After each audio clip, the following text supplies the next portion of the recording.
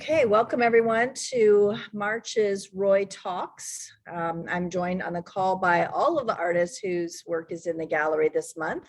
I want to start, as I always do, by thanking our sponsors who make opportunities like this possible: the Ohio Arts Council, the Columbus Foundation, the Greater Columbus Arts Council, INCOVA. We appreciate very much their support of emerging artists. And we'll get started today on a conversation with our artists. The work is on view here at Roy until April 1st. And our gallery hours are Wednesday to Sunday, 12 to 6, and by appointment. Some people like to have appointments, and we can do that too. Last night we had a really great opening and met a lot of new people in the gallery, which was really wonderful. Had some great conversations. So we'll just further the conversation today with the artists whose work is on view. And we'll go ahead and just get started. Krista, you're in my view, so we'll start with you. Just introduce yourself and talk a little bit about the work that you have here at Roy. Hi, my name is Krista Faist, and I have two virtual reality pieces, Chaos and Harmony and Kaleidoscope. I consider them to be in conversation with each other, and the prevailing theme throughout, I would say, is nostalgia, the accumulation of memories of stuff throughout our lives. And I think definitely they both have a strong sense of whimsy. That's great. Kat, if you want to go next. Mm-hmm. My name is Kat Mailloux, and in the show I have a series of quilted textile works. So they're kind of loosely based on the interior architecture of a Methodist church in Circleville that I've attended over the last year. So their intent is to kind of create an atmosphere of, I guess, that kind of space that you would experience in a church, which is kind of part comfort, maybe part mystery or discomfort. And really interested in textiles right now in my practice, and just how they take a really intense and intentional sense of touch and labor in order to make them.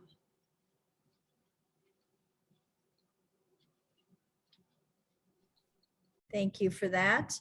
Julia and Lydia, could you go next? Yeah, I can introduce myself. I'm Julia Matejcek. I use she, her pronouns, and my work in the show is a collaboration with Lydia. And I'll let you take it over. Yeah, hi, I'm Lydia Cornett, also use she, her pronouns. And our work is a collaborative video installation. Julia comes from a photography background. I come from a documentary filmmaking background, and it was a chance for us to combine our practices, but also embark on kind of the exploration of a new medium, of me shooting on 16mm film and Julia shooting on 35mm film. And we took this collaboration to the space of a family-owned butcher shop in Jeromesville, Ohio, and we're really interested in kind of forming combining, both moving and still images, but also really focusing on the interaction of bodies in the space and sort of the gesture and choreography of movement that we encountered there. Thank you. That helps to give some context to it. Weiting, you're next. Hi, my name is Weiting Wei. This time I have 9 works in this show. There's 2 of them are my MFA works. One is porcelain, one is rice paper and made by rice paper and wax. Other than 7 pieces, the materials is polymer clay, which is my main materials right now. Yeah, thank you. I'm appreciating how you all have different materials that you're using. I'm familiar with some of your works over the years and have seen you work in different materials. Weiting, if you wouldn't mind starting off that part of the conversation, how do you choose the materials that you choose? Why choose polymer clay or rice paper or wax? Yeah, actually during my MFA program, my mentor encouraged me like to try many different kinds of materials to see which is like I can get the more better result for each artwork, each sort I in my mind. So I tried a lot, like paper, even different kind of paper, print paper, newspaper, and the rice paper, which we use it to paint the traditional Chinese painting. And also the form is different also, and try wax soap. I think it's just a very good experience to get to know this many materials. And the reason I finally changed to polymer clay, actually, before I used polymer clay, I really into white porcelain. But I work at home studio with my little kids, so I can get a kiln in my house, and I can like to make it like too messy or use too sharp tools. So I changed to use polymer clay. It's safe, and sometimes my kids can play with me, and and easy to clean up.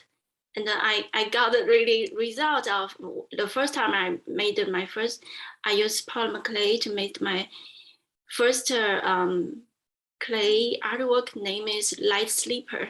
I feel like I really like the result, how polymer clay is flexible. It can be really hard, really thin like paper, and sometimes foldable like a fabric. So I really into these materials. Thanks. Kat, can you follow up with that? Your materials in this show are denim and velvet. So sort of as Weiting is experimenting with different weights and densities of fabric, yours are too. And a conversation last night that I don't know if you were part of, but I overheard people talking about your work, whether or not you're dyeing the fabrics or if you're finding them in the shades that you are. Yeah, that's a good question. All the fabric is just found. I have done work in the past where I have dyed either cotton or felt for different projects. And so I think my main drive in terms of material is through thinking through a sense of touch and something that has to be touched and worked in order to exist. So I've been drawn to fiber in the last several years as kind of a way to get after that sense of materiality. So I've worked with like weaving, dyeing, felting, and then quilting is something that I have always done since I was pretty young, and I'm kind of returning to that. It's always kind of been in the back of my mind as something that I've always loved to do and am attracted to, kind of because of just the time and the intention that you have to have towards it as you make it. I'm also really inspired by some of my great grandmother's quilts that I've been passed down from my family, and thinking through kind of the time that those quilts took. One in particular is a quilt that my mom had on her bed kind of growing up, and my mom has memories of just laying on the bed kind of like tracing the patterns of the quilts made by her grandmother.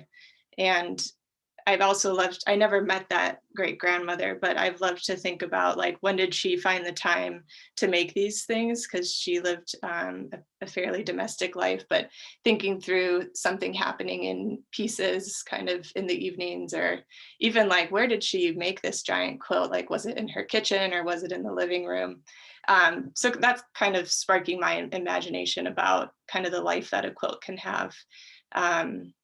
But really just drawn to things that are tactile, and have liked playing with kind of the denim. I've been working through different colors in my practice. So I did a series of work that was kind of studying a yellow kind of chartreuse color, and then I worked through a series that was in red, and now I'm working through blue, and that kind of just helps me simplify some of my formal choices in a way, but focusing on denim also gives me a pretty expansive color palette, even just within the shades of denim that you can find.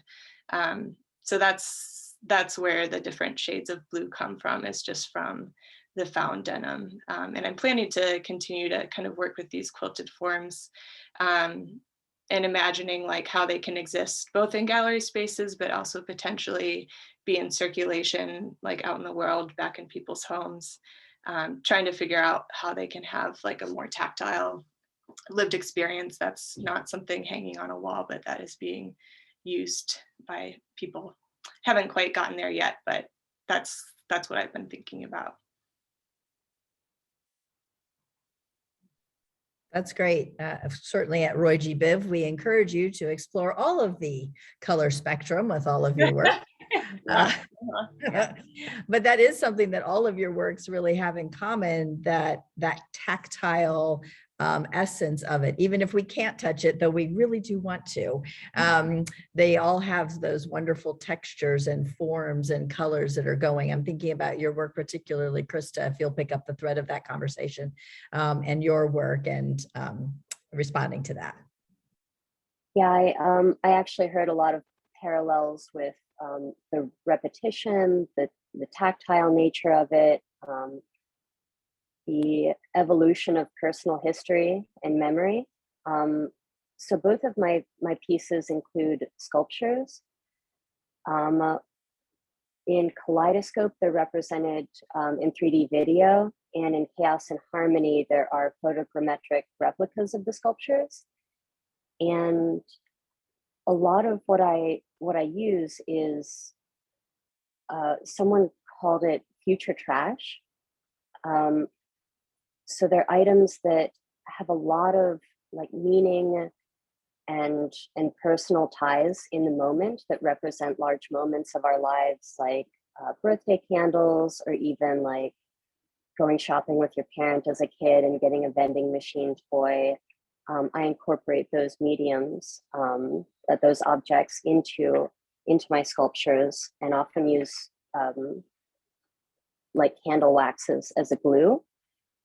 And they're also assembled in such a way that they are self-referential throughout the sculpture. So I'll have one texture or color, and then it'll repeat itself a few times, corresponding to how strong of a memory or emotion I have tied to that object. And so I feel like we have some commonalities there with the quilting. So that was really interesting to hear. Thank you. Absolutely. Even in film, as you were saying earlier, Julia and Lydia, how you've been experimenting with different, what you wouldn't call them materials, but different ways of capturing images, right? Different materials that you would use for that. So I guess maybe talk a little bit about that, and how that, exploration has started to inform your work. Different objects and images show up differently on different films, right? And different processes. Absolutely, and they kind of are different materials in a way, because we're using two different kinds of film and also two different ways of capturing images. So as a photographer, I'm using 35mm film on a still a rangefinder camera, and Lydia is using 16mm film on a Bolex camera that captures moving images.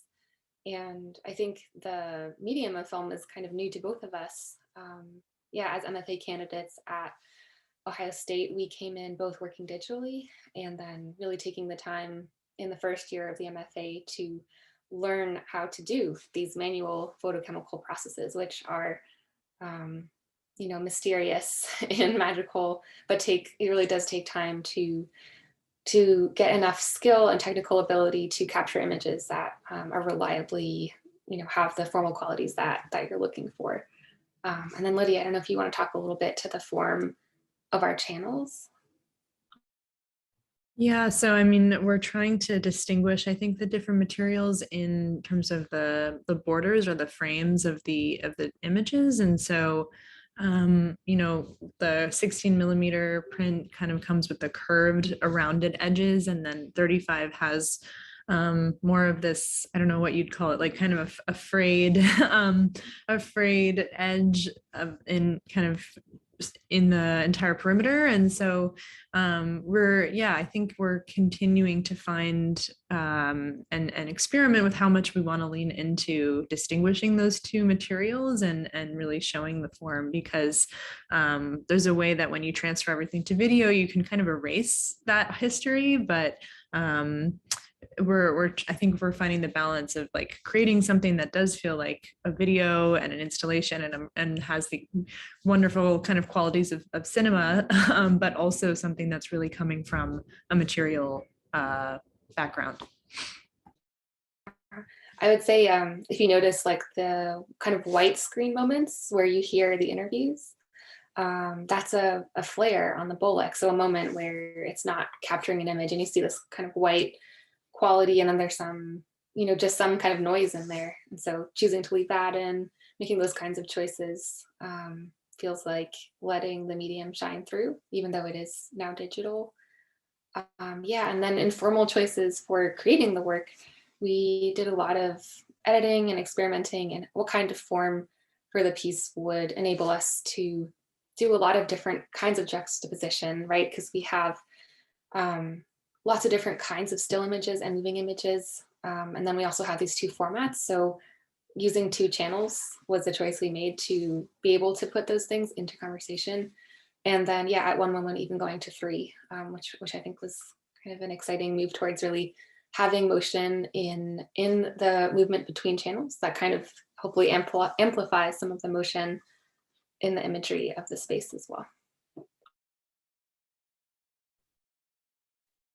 Interesting. I know you all are making choices about, you know, how you're creating, why you're creating, what you're showing of what you're creating.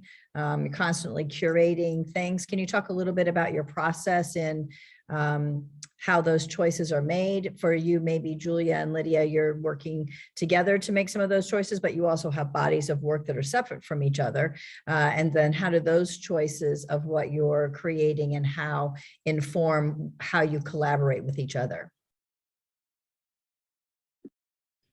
Yeah, I mean, it's so I really come from background in observational documentary, and so that informs, I think, a lot of how I frame images, how I, you know, think about, you know, how where to put the camera in a space. But something that was so exciting about this project was that we could kind of we could neither of us was responsible for kind of getting everything in the space on a given shoot, and rather we kind of divided and conquered and had different approaches to image making. So where I was focusing more on movement, sometimes Julia was focusing more on abstraction, and so it was really exciting to kind of just go in with sort of like a tag team approach to being in this space, and then also just on the other side, you know, being in the editing process and having our own familiarity of what we each shot, but then being able to kind of cross-check that with one another. So, you know, we'd be looking at one of my shots and then Julia would say, oh, I have this image that would pair really well with that. And that's also just like, I've found it a really like wonderful way to move through the editing process is to have another eye, a pair of eyes and brain. And because sometimes editing can be so, you can just go in circles, you know, because there's countless decisions you can make about any shot, any second really of the film. And so, it was really rewarding to kind of work through that with another person. Yeah, and likewise having another whole set of like artistic instincts to rely on, and your expertise in documentary. And some of the ways of like joining together our two different practices have been really collaborative, of course, and also really hopefully fruitful, and also just really enjoyable, and really having a lot of fun in that editing process where there's like so much potential. Yeah, I know, Krista, I'm not sure that music is something new for your work, but you've begun a collaboration with Matt in order to add that element to what you're creating. So how has that, you've been making decisions probably on your own for a while, or maybe you, I don't know if you all critique or are involved in those kinds of groups. We offer that here at Roy, and artists find that to be helpful. So maybe talk about that a little bit, your collaboration with Matt and how that came to be and the choices that you're making. And you talked about it a little bit already, the objects and things that you're choosing to include in your work. Yeah, working with Matt, when he created the sound for the kaleidoscope piece, that was definitely very kind of impromptu. I happened to be at his house working on editing the video, and he just started creating a song. I think it was like a scrap of something that he had kind of begun. And as he watched me edit mine, he began to edit his. So yeah, he created that in an afternoon, and I think it's a really beautiful accompaniment. The video was originally I think 56 seconds, but I ended up looping it and to fit his song for, I think it's a little over 5 minutes. And we ended up showing that in 6 cities in Italy in October. So that was huge. Let's see, the process normally for creation, I think I start with an idea that I want to, that I've been itching to express for a while. Usually it kind of builds over a number of years, and then it snowballs off of itself. I think that's reflected in the work as the accumulation. For Chaos and Harmony, I had actually intended to, for my MFA thesis, I wanted to make an installation, and then the pandemic hit, and I have some background in computer science. So I thought, well, I'll put it in VR. So what you're seeing with Chaos and Harmony is a virtual imagining of what I wanted to do in an installation with projection mapping and my sculptures. Interesting. We've had other conversations with artists about that very thing, and how the pandemic has either made them rethink their process or what they're creating. In some instances, artists have had a hard time finding materials because so many of us started, not me, but not judging, but that's not me, have started crafting during the pandemic. Yeah. We have artists who can't find yarn, who can't find paints that they typically work with because of those things. So it's very interesting how, access and resources really influence what it is that you're doing. So a lot of us, right, we've just started working small. What can we do in our little world? And so that's very interesting that you've had that similar experience, because your universe is so expansive once you're there, but of course it's finite in how you're creating it and how it is presented. So yeah, very interesting. Weiting, oh, sorry. Weiting, we lost ourselves there. We want to get back to you answering the original question about what was it? Processes and things and the choices that you're making and that? Yeah, actually I got a lot of questions from last night, and many people asked me, what kind of first they asked me, what is the materials? They are very interesting, the texture the polymer clay made. And also I'm really enjoying share my background story, like as a being mom, how the relationship between the kitchen tool and my artworks. Yeah, and they're really interesting about that. So I'm going to tell a little bit about how the relationship between me and my work and the kitchen tools, because I work at the kitchen table and the dining room a lot. I find like some place I can stay with my kids.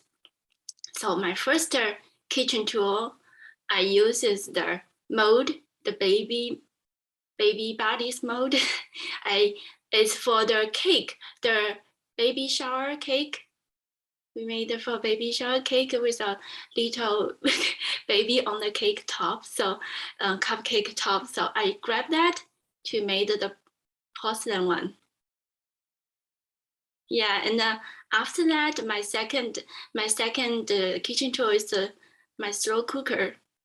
I use the slow cooker to melting the wax, keep it warm. For the piece on a big piece on the wall that name is lost. I need to dip the paper empty lotus pot into the melting wax many times. So I grab my slow cooker, and during the process, one of my slow cooker I'm using broke, doesn't work, die, and then I bought another one.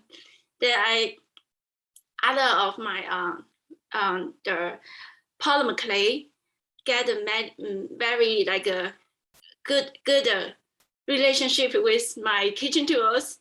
I use chopsticks to keep the shape, and also I use noodle machine a lot to press the polymer clay to very thin, and also make some texture. And also I use the strainer to there's a strainer has different size of holes on the strainer, so I use the little holes and big holes strainer to push my polymer clay through and grab the texture. It's for my work that name is Bee Armor, the one with the frame. Yeah, and also they all of my work is kind of tell a process of how from the moment I pregnant, give birth to a baby, and have very during the first year I can barely sleep during the night, and after they grow up a little bit, I have and most of the thing I have to think is how to make them no hurt, protect them. So that's a armor collection, and after armor collection, I'm thinking about most things about myself and how can I be a better mom? How can I have the positive conversation with my kids during every single day? Yeah. Eventually that will evolve into helping your children develop their own armor to go into the world and protect themselves, right? So yes, very interesting. Yeah, that whole evolution of things. Well, speaking of that, and where you are now with your practice, where do you see your practice going? What's next for you? Either materials or plug a show if you have something coming up, but I'm just wondering on your trajectory of your career, what's next? Yes, I probably will continue to use polymer clay for a while, but I'm trying to add other materials combined with polymer clay. I'm currently in SVA artist residency right now. So during this program, I'm trying to add different kind of materials combined with polymer clay. Yeah, and try jump out of the frame, because yeah, some of my friends, artist friends, mentioned about try some, because I really like installation art. I like big size, but I have many things limited. And they said that's mommy's life. You do everything every day, the same thing every day, and then you can jump out of the frame. But I agree with that. But I trying to do something like big installation art, big size work. Yeah. I will look forward to seeing how you figure that out. Kat, how about you? What's next? A different color perhaps, or materials maybe? Or? Yeah, I think I'm gonna keep working with blue for a little longer. I don't feel like I've quite investigated everything that I want to about that. So I'm going to continue quilting. Something that's been parallel to this quilted body of work are colored pencil drawings that I didn't show in this show, but I usually start with a colored pencil drawing, kind of working in layers, and then that's kind of the image that I've been working to translate into a quilt. And I've also done these drawings on tracing paper, where after I draw it, I'll crumple it up so that it becomes very soft as a material. So I think I'm going to explore that a little more. I've only done it on a small scale, but I'm interested in having kind of these crumpled papery fabric drawings, potentially with the textile work. So I'll have some more extended time to work over the summer. And then I'll be showing work at Skylab next October. So I'm hoping to expand this current kind of series in blue, potentially dig into the drawings a bit more. But I'm excited about the quilt still right now. And so I'm planning to stick with those and work in different iterations as I do that. Julia and Lydia, is something next for the two of you together or in your own bodies of work? Yeah, so we're seeing, this version of the work at Roy as kind of the first iteration of this project. We really were so grateful for the opportunity to kind of bring something together on this kind of on a deadline, but are now super interested in pushing that forward, either by exploring a more site-specific form for the work, something that is maybe incorporating multiple screens and walls, or just continuing to think about it as a film and think and kind of explore options for it in a cinematic or a theatrical context. So we're definitely hoping to do more and more with this project specifically. Julia, anything to add to that, or we'll move on to Krista? Yeah.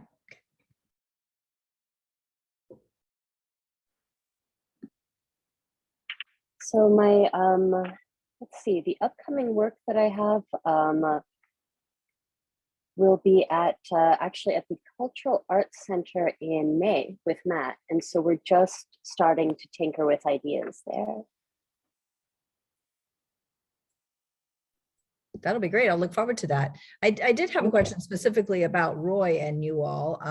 Maybe you could speak a little bit to how did you find Roy, as in how did you become aware of Roy?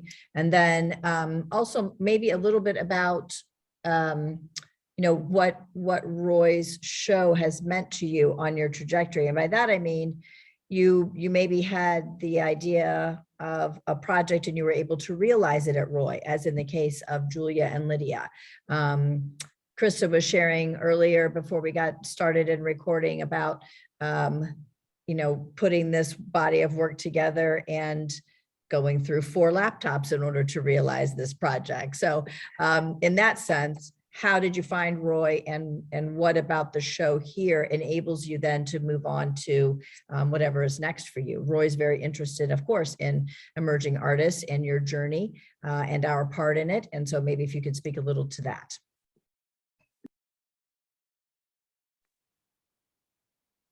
Yeah, this was the first show that I've had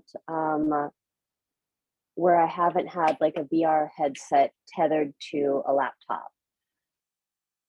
This was the first time that I I created builds specifically for files for the Oculus Quest and Quest 2. And it was a struggle. I was really dedicated to not have my work shown at Roy with a laptop and a laptop lock. I wanted that aesthetic and the ease of use of just being able to put on a headset. And I spent maybe about 2 weeks just figuring out how to figure out how to do the build to get it in. And I believe that really set me up for success, because now that's something that I can do. I can throw something on a virtual reality headset and, you know, mail it anywhere in the world. That's huge for me. And so I'm really grateful for this opportunity with Roy that gave me that push to finally get there.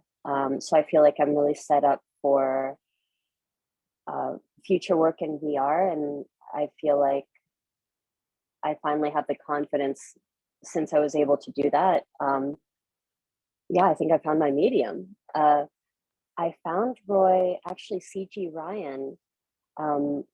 She was the person who really encouraged me to apply for this show. But I grew up in Ohio and I grew up in Columbus, and Roy G. Biv, when it was in the short north, now that it's in Franklinton, you know, for my entire life has always had this really great reputation. So I'm just really honored to be in the show and among such amazing women.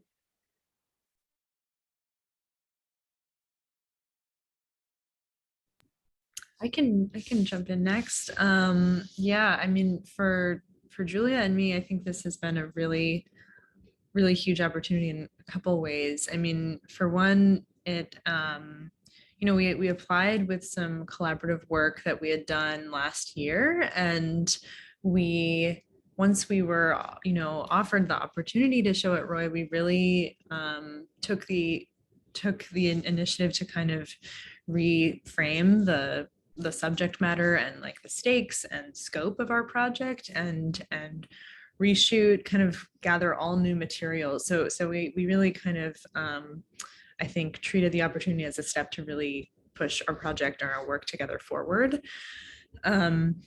And for me personally, I had only shown my work at film festivals before, and never in an art or gallery context. So this is the first time I've ever shown anything in a gallery, which is a really great first to have. So I'm very grateful for this.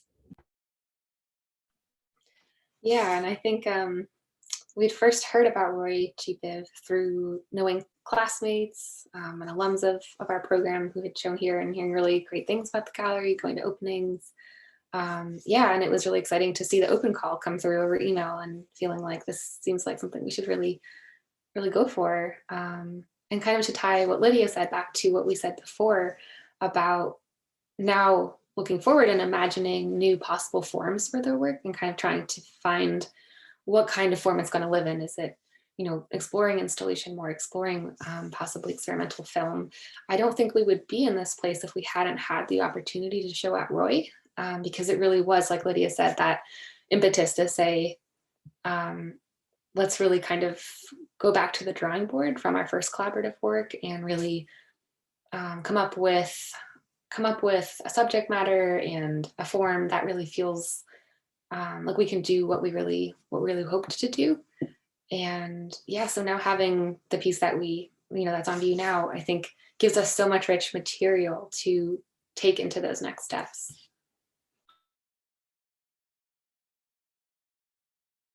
That's great. Well, I'm so glad to know that. That's wonderful that Roy is a part of that journey, and that it was able to push you, and nothing like a deadline to get you creative juices flowing, right?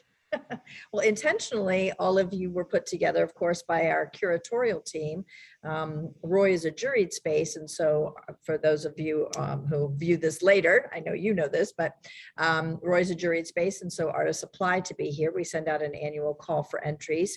Artists respond to that, and then we convene a jury to review those applications. Once the jurors have determined whose work will be invited to exhibit at Roy, then our curatorial team gets together and looks at possibilities for exhibitions, and whose work sort of goes with whose work in order to form an exhibition. I know one of the things that the jurors, or the curatorial team particularly, were interested in is the dialogue amongst your work, and how many similarities, but also differences there are in your work. And by that, I mean, there are a lot of similarities in terms of, you know, even the title that we came up with, right? The form that remains, and how it's the absence, and it's then even some of the same forms and colors that are involved in your work is also very similar. So it's very interesting, all of you with these different experiences, but that your work has a really wonderful relationship and a dialogue with each other. And so, you know, part of Roy's working with emerging artists is determining how your work will be exhibited. And where it will be exhibited. You know, some things are finite. We only have one projector in the ceiling that projects on a certain wall. But in terms of your work and how it's in dialogue with each other, I wonder if you could talk a little bit about what you learned about your work being shown with each other's work. We can begin wherever you like. Yeah, I talked with Krista last night while we saw each other's work put together. I really like how all of our work put together, and see how it talks to each other. And then we also talk about how came out the idea to put 5 hours work together. That's amazing. Yeah. Oh, they're all about like a pattern or something repeatedly, and the color also, like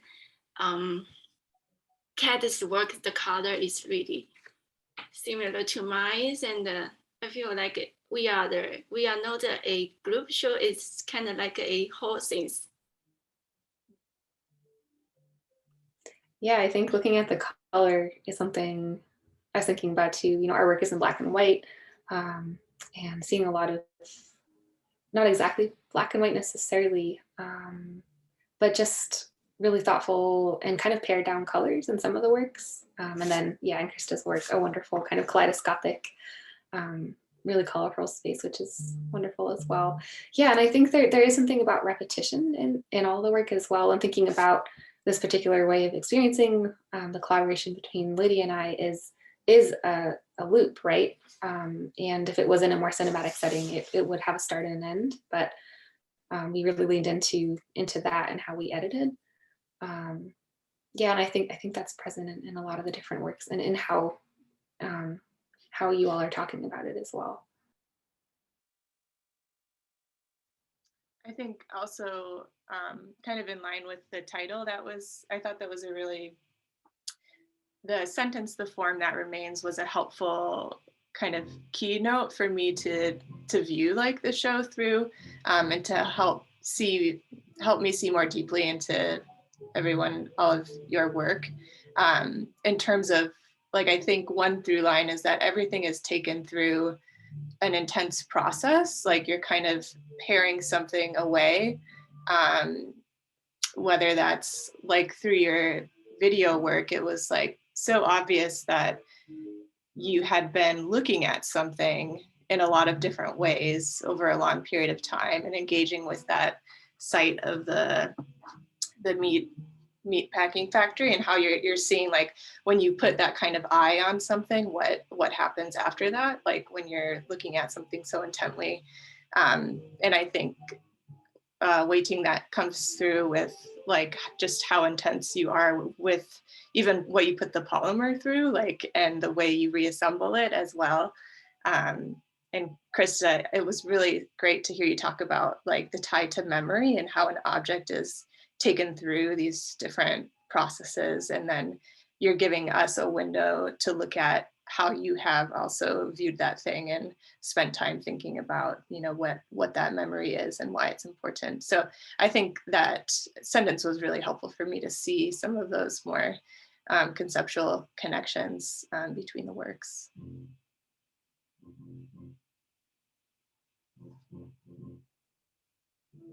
Yeah, the words that come to mind for me about every piece in the show were ornate, repetition, meditation. sentimentality or emotion. And really, like, what really stood out to me was like all of the work that goes in, time, energy, emotions again.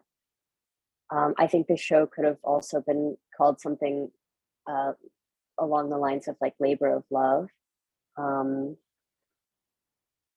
I think that was really reflected in everyone's work, but yeah, a lot of ornate repetition and meditation, I think, in everyone's work. It seemed very, very holistic. I'm very impressed with the curatorial team.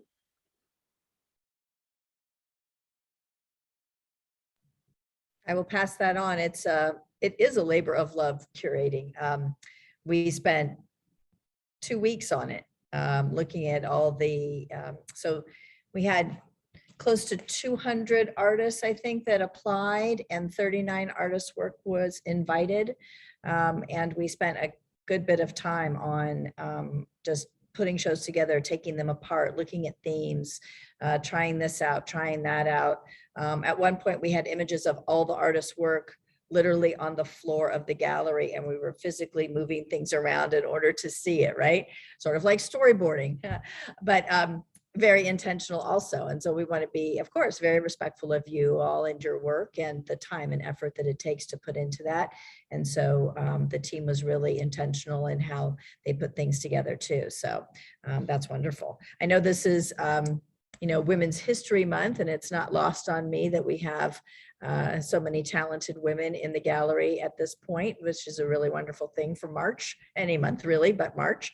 Do you all have mentors, or are you mentoring others in your field, women or men?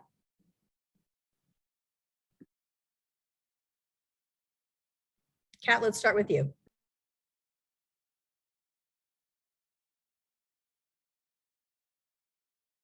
Relationships where I'm being directly mentored. I experienced that a lot when I was in grad school. I think since then, those relationships are harder to cultivate and nurture, but I think that is so valuable to have. Yeah, I think I look to a lot of artists who are several steps ahead of me and kind of view them as role models and people to watch and understand how they navigate through the life of an artist.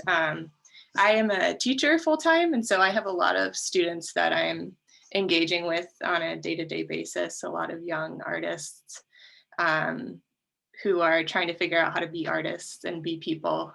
So I think that's a role that I feel really privileged to be in a space where other young people are looking to me as the role model. It's a little scary to be in that space sometimes where I'm the example, but that kind of relationship and ongoing dialogue that I get to have with students is something I really treasure and value currently in my job. Okay, Weiting, can you pick it up from there? Yes, there's one of the person I want to mention about this.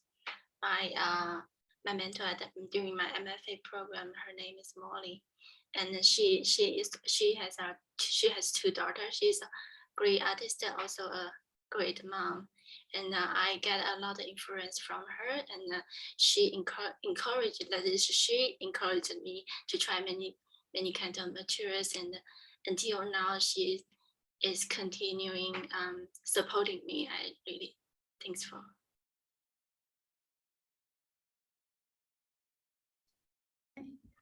Lydia or Julia?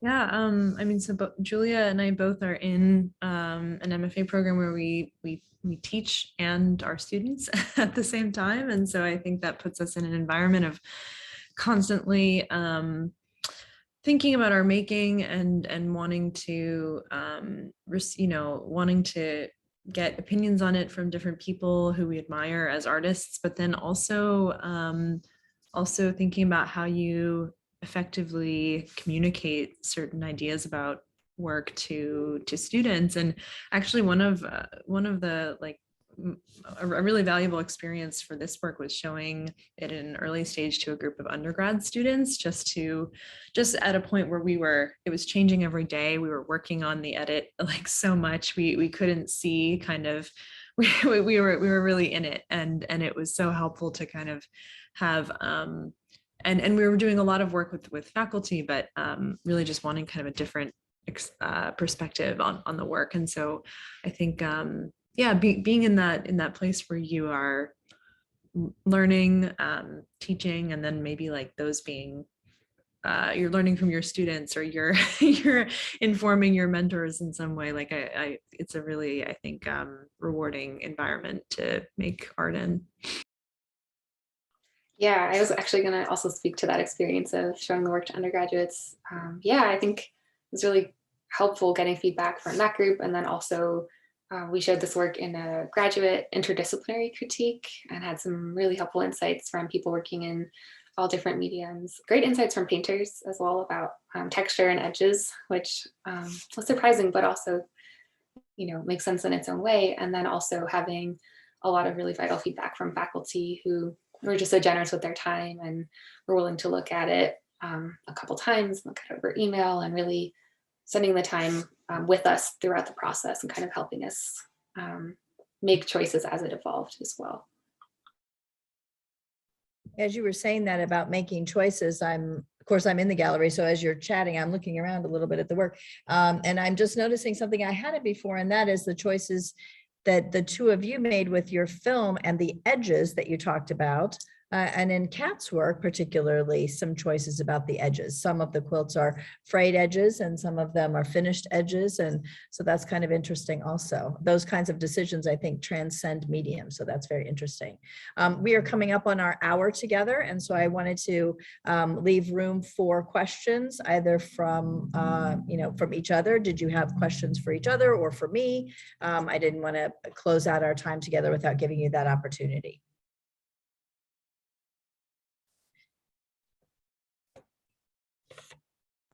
Just intrigued by just the site that you went to make the video. And I was really curious about what was the experience of going to that space and interacting with the workers there and kind of being an outsider, I guess, coming into a specific kind of space and then making a video about it. And have they seen the video? Has that been like a ongoing interaction with the people who work there?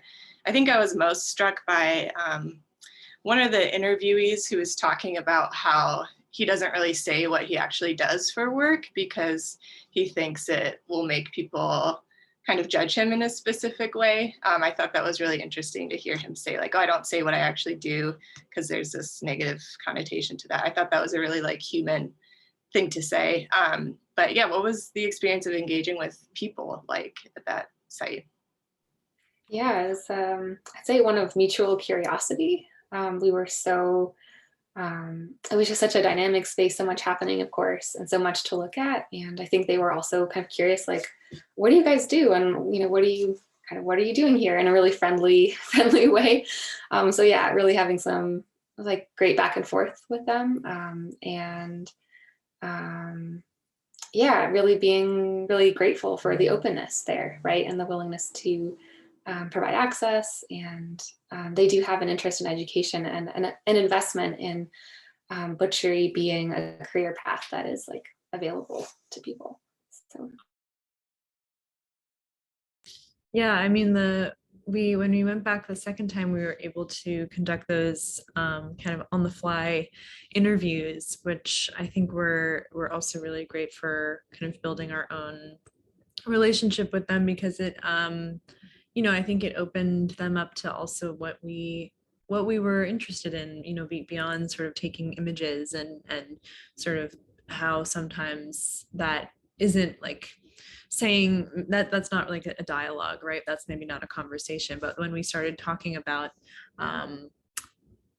the experience of their, like, how it feels to work there every day in a physical sense for them, what their bodies feel like at the end of the day, how they think about their own and the bodies they're working with, that I think opened up sort of you know, also a mutual sort of like creative way of that we were thinking about their work kind of together.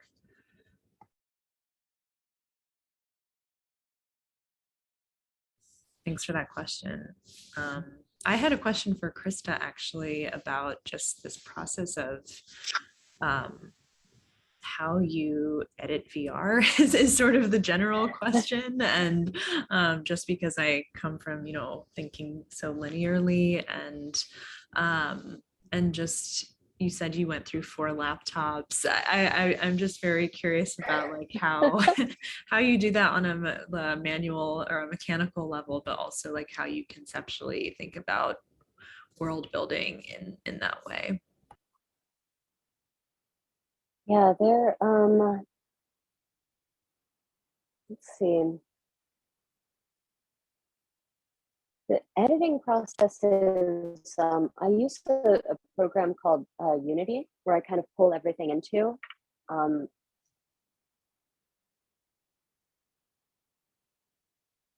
It's a lot of putting the headset on and taking the headset off, and just over and over, you know. I think in Chaos and Harmony, there are 4 scripts written in C#, which luckily I was able to find, or I had mentors and tutors that helped me find scripts that I could, like, that were posted online for people to use, that I could copy and paste and then modify for my own needs. So there are a lot of limitations there. I think the editing process, it's you have to really, really want it, which I'm sure that you have we all have a similar approach, and that has to be present, you know, the really strong desire to get the very specific result. And I ended up breaking computers.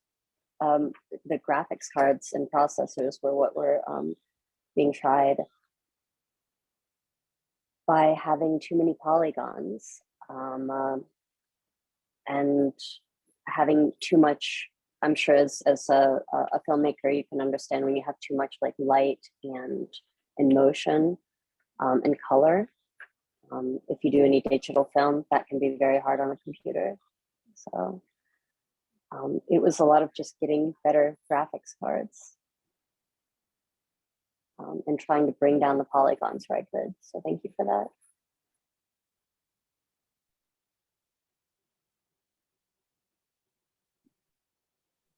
Oh, and Lynette, I did have a question for you if you're available after the chat too. Sure. Yeah. Thank you. Mm-hmm. Yeah, a labor of love for sure. All of that, you know, back and forth and choices. And Kat, maybe you're laying your quilts out, or, I mean, you have the sketches and things to do, but even when you're putting pieces together or weaving fabrics together, you're making choices too about what remains and what is lost in the process. So it's very interesting.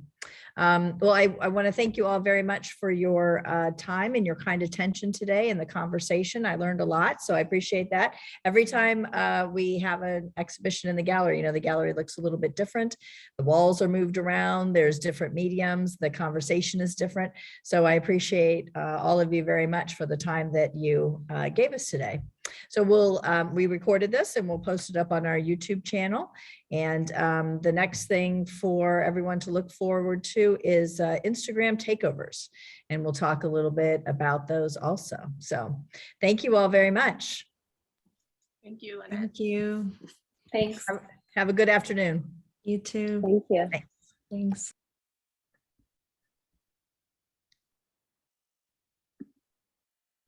Okay.